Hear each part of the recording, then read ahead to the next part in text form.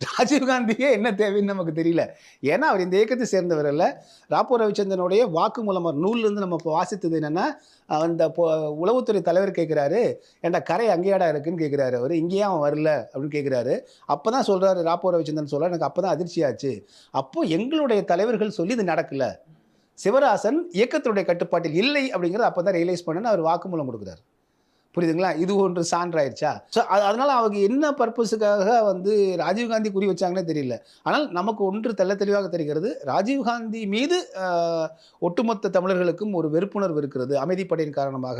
அதனால அந்த காரணத்தை வைத்து இவர்கள் ராஜீவ்காந்திய வந்து யாராவது தாக்குதல் நடத்தினால், அந்த பழியை வந்து இயக்கத்தின் மீது போடலாம்னு இருக்கு. அப்படி இது வந்து ஒரு லாஜிக். சரிங்களா? இப்ப நான் வந்து ஒரு ம இப்ப 3வது ஒரு நபர் வந்து கொன்னுட்டு வந்து பழிய போட முடியாதா? அதான் நடந்திருக்கு. இல்லைங்களா?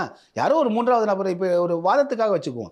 இந்த சிவராசன் என்பவர் இயக்கத்தை சேர்ந்தவர் கிடையாது. அவர் ஒரு வேறு இயக்கத்தை சேர்ந்தவர். அவர் மொசாட்லலாம் பயிற்சி பெற்றவர்கள்லாம் தகவல் சொல்லப்படுது. அப்போ அவருக்கு இந்த இயக்கத்துக்கே தொடர்பில்லாத ஒருவர் வைத்து, ராஜீவ்காந்தி வந்து அவர்கள் முடித்துவிட்டு, பழிய தூக்கி வந்து இயக்கத்து மேல போட்டிருக்காங்க அப்படிங்கிறது தானே இப்ப நமக்கு வந்து நமக்கு ஐயமாக இருக்குது. அதுக்கான அதுக்கு தான வலுவான ஆதாரங்கள், அந்த ஐயத்தை வந்து உறுதிப்படுத்துவதற்கான வலுவான ஆதாரங்கள் தானே கிடைக்குது. அப்படி இருக்கும்போது இந்த லாஜிக் இருக்கு. அமைதிப்படைய வந்து ராஜீவ்காந்தி அனுப்பிச்சாரு. ஜெயலலிதா அம்மா என்ன பண்ணாங்க? அப்படி பகைமை ஏற்படும் வகையில.